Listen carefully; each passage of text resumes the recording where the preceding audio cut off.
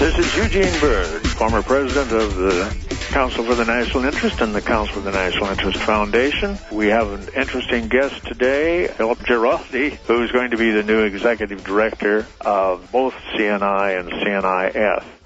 Philip Giraldi is a former intelligence officer who speaks 4 languages and who has served in various parts of Europe, Spain, Italy, and other parts of the Middle East. Philip, I'd like to ask you just one question. Your latest op-ed piece dealt with the security problems posed to some extent by the Supreme Court decision that we all know about, and which makes it apparent that a lot of our constitutional rights are in danger. Would you comment on where you're coming from on this whole issue of security versus anti-terrorism?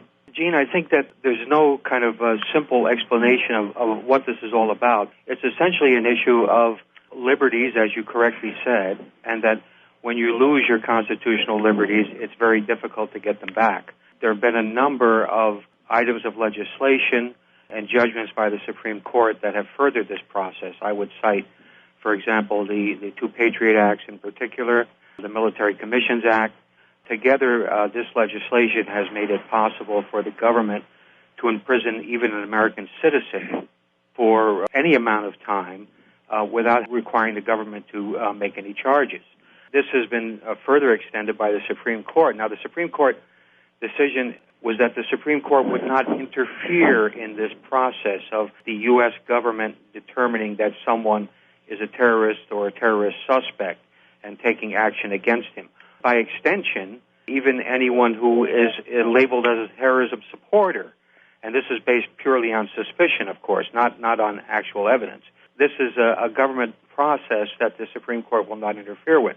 Now, the scary thing about all that is, of course, that the Supreme Court exists solely to support the Constitution and to challenge exactly this kind of thing being done by the executive branch. In this case, the Supreme Court is basically abdicating its responsibility and allowing the administration to define who is a terrorist suspect, and to take action which essentially is outside the legal system. I'd like to ask you about the recent series of articles in the Washington Post by Dana Priest and another Washington Post correspondent whose name I have forgotten at the moment. They are doing this investigative reporting on what the Homeland Security and FBI and all of the intelligence agencies, how much they're absorbing in terms of the budget and whether or not they're stumbling over each other.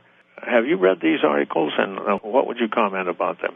Yeah, I have read these articles, and I found them very interesting. This is apparently the result of a 2-year study or investigation by the Washington Post, and the Post determined that there are no less than 1,300 different offices of various types that are answerable either to the intelligence agencies, to the Department of Defense, or to the Department of Homeland Security. They also discovered that this is pretty much a secret world where there is no accountability, where the budgets essentially are offline. There's no ability of the public to examine these budgets. There is also clearly no coordination among the various entities that make up this huge empire. One of the more interesting things was there were a number of comments in the article suggesting that in spite of all this massive effort, the whole process has not really produced any intelligence that is useful to anybody.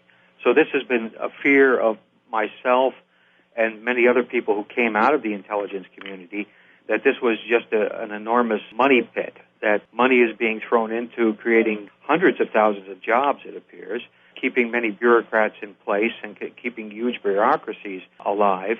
And essentially the return that the United States taxpayer is getting for all this is negligible.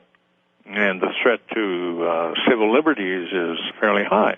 Absolutely. The thing is, this is a secret world and a secret empire. I've written a number of articles for various places describing how the government, even right now, has the ability to get information on you. For example, the FBI has access to what they call national security letters.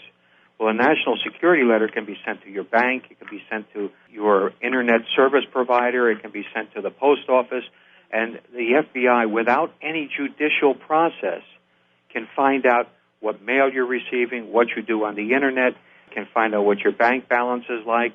It can do all these things. The real danger about the national security letter is that when you receive one, it's illegal for you to say you've received it. So if your bank receives a national security letter and you start noticing that something funny is going on with your bank account, and if you go in and ask them about it, they won't be able to tell you that. And they will, in fact, be subject to criminal penalties if they were to tell you that. This is the kind of action of a police state, I'm afraid. It's not exactly what we would expect from the Founding Fathers and from the United States Constitution. How did we get here in this situation? We got here because back in 2001, a bunch of people who were advocates of big government and intrusive government discovered that the terrorist act that occurred in that year was a good way to change the narrative away from government being intrusive or invasive, and instead change it to we're fighting terrorism. So the terrorism card was then the trump card that was used to change a lot of perceptions and to change the way we do things in the United States. And the terrorism card continues to be played. Barack Obama justifies staying in Afghanistan, which I think will prove to be yet another foreign policy disaster based on the terrorist threat. Now, the terrorist threat in Afghanistan, this comes directly from the U.S. intelligence services and the military, consists of about 50 al-Qaeda roaming around in Afghanistan itself, and maybe 100 or 150 in adjacent Pakistan. So if we're talking about terrorists, and terrorism is the issue, why are we going to have in excess of 100,000 troops next door? Obviously, there is a disproportion. There's a failure to understand the nature of the problem and a failure to cope with the problem in a realistic way. I'd like to suggest a line that Dana Priest said, that the intelligence services were essentially broken. I wondered if you could comment on how you would fix it if it is broken. This may sound facetious, but I think if I were to fix the intelligence agencies, not to mention the Department of Defense, I would immediately fire 50% of the personnel and cut the budgets by 3/4. They're too big. They can't even talk internally because they're so big. And what they really need is a slimming down and instructions from an effective leadership telling them that these are the issues they have to address. I think Afghanistan is just a symptom of what we are doing throughout the world with our 800 defense bases and our attempt to, in a sense, control everything and contain it, if not control it. When I heard that Homeland Security was being named Homeland, I thought, my God, we're going back to Germany and the homeland. This is Eugene Bird interviewing Philip Giraldi on Jerusalem Calling.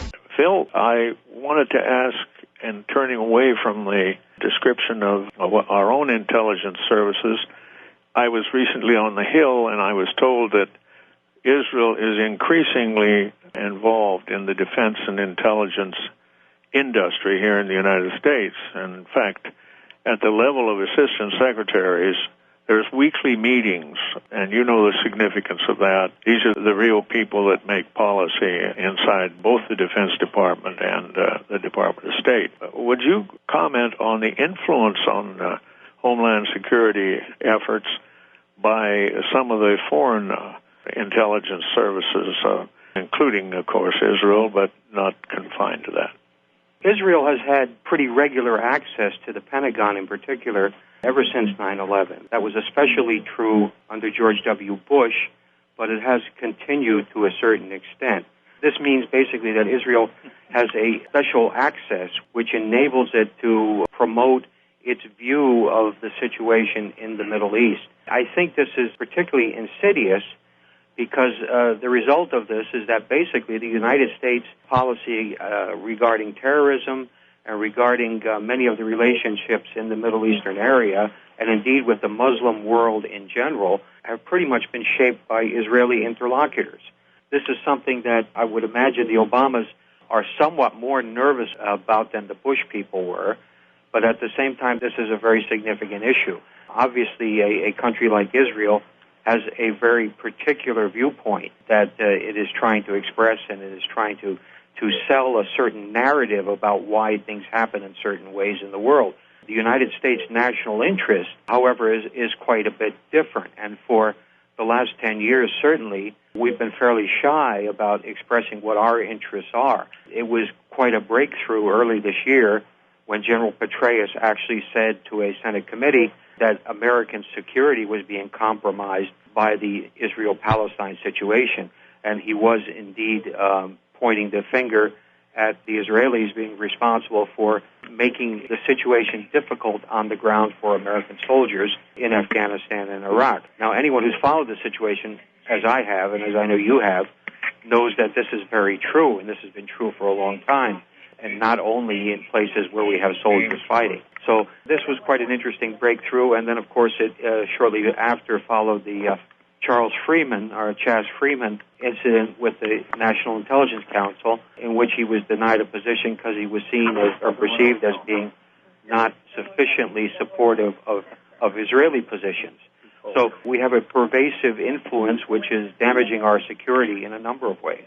Philip, the people involved in making foreign policy are the Congress, the Defense Department, the Department of State, and, of course, the intelligence agencies, and perhaps other departments get involved in special ways. But how do we change the way in which foreign policy is being discussed and created here in Washington? Can we only change it by going back to the American public and educating them? I fear that is true. That's unfortunately a slow way to change policy from the bottom up. But I think that the forces that are pushing the status quo, and I'm thinking particularly of lobbying groups like AIPAC, are much, much more powerful than anything that we can do at the present moment in terms of changing hearts and minds in Congress. Part of the blame for this has been with the mainstream media, which essentially is dominated also by AIPAC ways of thinking. The problem for us is to get the message out, and I think that's why CNI and the CNI Foundation, maybe even more so, which is an educational entity which tries to get the story out in very personal ways, is something that's very important. It's important for the American people to get the story about what is really happening in the Middle East in terms of two issues. U.S. national security is one of the issues, and the other issue is the sheer lack of any humanitarian concern for the oppression that's going on directed against the Palestinians. So I think these are two issues that would resonate very much with the American public, but we have to get this story out. And I think that until the mainstream media realizes that these stories are important, and there are signs that they are starting to do so in some places, and stories are appearing now that would not have appeared two years ago, I think we have to work a lot through Internet resources and that sort of thing to try to change the narrative. Changing that narrative is, of course, what CNI Foundation is all about, and CNI, in a sense, we try to change the narrative on Capitol Hill and within the administration with the Council for the National Interest and with the American public with the Foundation. We have been on 17 pilgrimages so far to the Middle East, driving from Beirut to Cairo, Cairo to Beirut. And on this last one, we had 49 different interviews in 17 days, including interviews with Hamas and Hezbollah and in Gaza itself and on the West Bank. My point is that this was not covered by the media particularly, and maybe that's our fault, I'm not sure, but we need to recognize that an investigative reporter project with regard to Israel and her influence on American foreign policy would be absolutely fascinating. Do you think it would be possible? You might have difficulty finding a publisher. A book on that subject would be fascinating. Perhaps you and I could do it. I don't know. I think we have to realize that the playing field has changed. And now, because of the Internet, because of the freer flow of information and of viewpoints, there are a lot of people out there belonging to various organizations and politically going from the far left to the far right who are questioning the relationship with Israel and the damage that relationship has done to the United States. I think the key is here to talk across political lines from left to right, and have CNI talking with people on the right, on the left, and when CNI does something like this trip or does something like had that wonderful access to former Ambassador Ed Peck after the flotilla, the Gaza flotilla, when we have a resource like that, that's a resource that we should be sharing, and the story from Ed Peck and from your pilgrimage should be getting out to a much bigger audience that spans the political spectrum. Well, I'm sure that you're going to do that in your new position as executive director of CNI and CNI Foundation, and I'm going off to work on a new project, the International Foreign Policy Center on Capitol Hill, which would bring together NGOs from abroad and here. This is Eugene Bird, and we have a call from Los Angeles from James. Bill Giraldi, who's an America First patriot. I'd also like to point out that he was a foreign policy advisor for Ron Paul during his latest presidential run, so I have a lot of respect for Phil. Phil, I wanted to ask you a couple of questions. You'd written some excellent pieces, especially about David Brooks, the neoconservative who had been praising Israel and its economy, and I think you'd pointed out in at least one piece how a lot of that technology is actually taken from America. And also, you'd written an article, A Timetable for War, at antiwar.com, where your articles appear, at least some of them do. And you had mentioned that Israel may attack Iran by August. Paul had mentioned last week, courageously like you do, that our support for Israel is basically the root cause of much of our terrorism. And when we have General Petraeus basically trying to address that, and as you know through my email exchanges with him, which you're going to be writing about for next week's column at antiwar.com, how does that all tie in when the mainstream media doesn't even want to talk about it? Of course, that's the big problem. The mainstream media does not want to talk about it, but that's why we have to talk about it wherever we can talk. I think we've been increasingly effective at doing that. Your question about David Brooks. David Brooks is one of the cheerleaders for high-tech Israel and how the Israelis are redefining high technology in some ways. The fact is that a lot of this technology has basically been stolen from the United States. There's no other way to describe it. There are a lot of, particularly in the military area, co-production issues where Israeli technicians and scientists actually are involved with the development of technologies by American contractors and also by the Pentagon directly. There's been a long history of these technologies being, shall we say, adapted to Israeli weapon systems that are then sold to people like the Chinese. So there's been quite a bit of that going on. This is another story revealing how Israel has been a strategic liability for the United States. They essentially have taken our resources and converted them and used them to profit themselves. And what was your second question, James? He's gone. Okay, I can't remember what the second question was, but we'll go on to David from Spencer, Virginia. I have two questions, really. One has to do with when I listen to rank-and-file people in the intelligence community, I get the sense that there's kind of a rank-and-file career intelligence officer feeling that maybe we're on the wrong path, where entanglement in foreign wars, entanglement with foreign intelligence services, and loss of liberty here goes. My first question is, how extensive and pervasive is this dissatisfaction? And the second question would be, given there is this dissatisfaction, where in the leadership of the administration or the intelligence community do these wrong policies come from? Those are very, very good observations. Let me just tell you, give you a little anecdote from my own background. I was at CIA headquarters back in 2001, 2002, when the Iraq War was being cranked up. There was clearly a real sense among people who were not at the highest level in the agency that this was very wrong-headed, that the intelligence that was being produced did not support the push for war. Yet the people at the top level in the CIA, like George Tenet, Jim Pavitt, and a few others who were very much part of the administration planning were saying the opposite thing, that the intelligence was there, this was a slam dunk. What's it going to take to change this?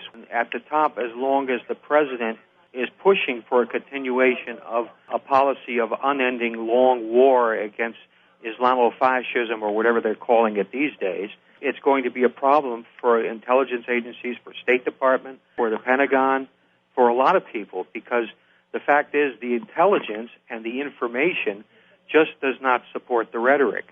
And we hear it now, of course, with President Obama putting pressure on Iran and creating almost a pretext to go to war to disarm Iran, where the intelligence does not even show that Iran has anything near a nuclear weapon, or if it did, would have any desire to use it.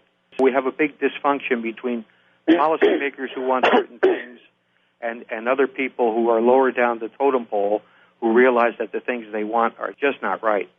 Thank you very much, David. And this is CNI Jerusalem calling. I would like to say, as former head of CNI, that we're very fortunate in having a person of the caliber of Philip Giraldi taking over as executive director. Philip has appeared on BBC, on various other programs, writes for the American Conservative, and you can see his latest on antiwar.com. We have another caller, Eddie from Atlanta. I've been watching this Middle East issue for a long time. It is so obvious. You don't have to be really too much in politics to see the truth of what is happening in the Middle East, which is Israeli lobby in this country holding America hostage in their foreign policy in the Middle East. My question is that recently I saw a little clip that Benjamin Netanyahu was talking to settlers about that what he's going to do to Palestinians, how he is going to not give 1 inch.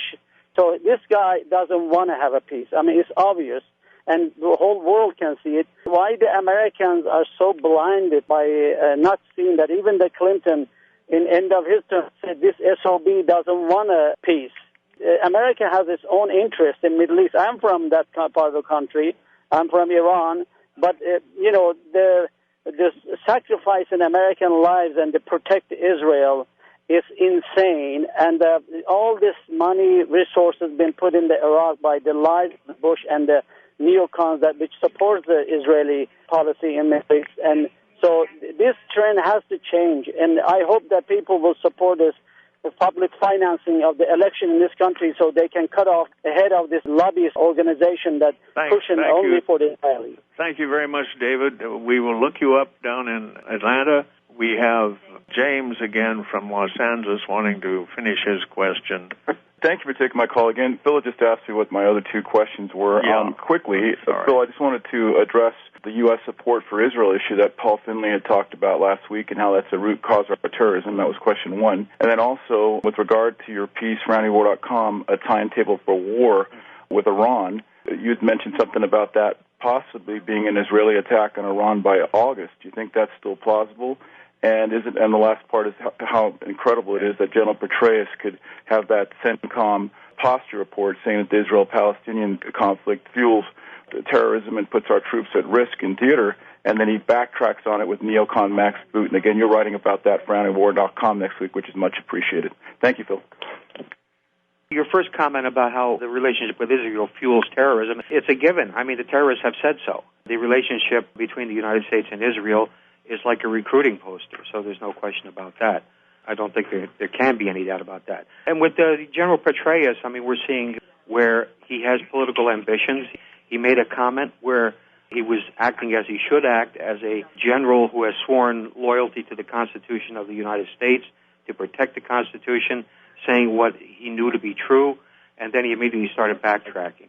That's not too surprising, but it's our own, I guess, American tragedy that this sort of thing is becoming the norm. In terms of war with Iran, I predicted back a couple of months ago that there would be a window for the Israelis to attack Iran, and that window would be kind of closing at the end of August.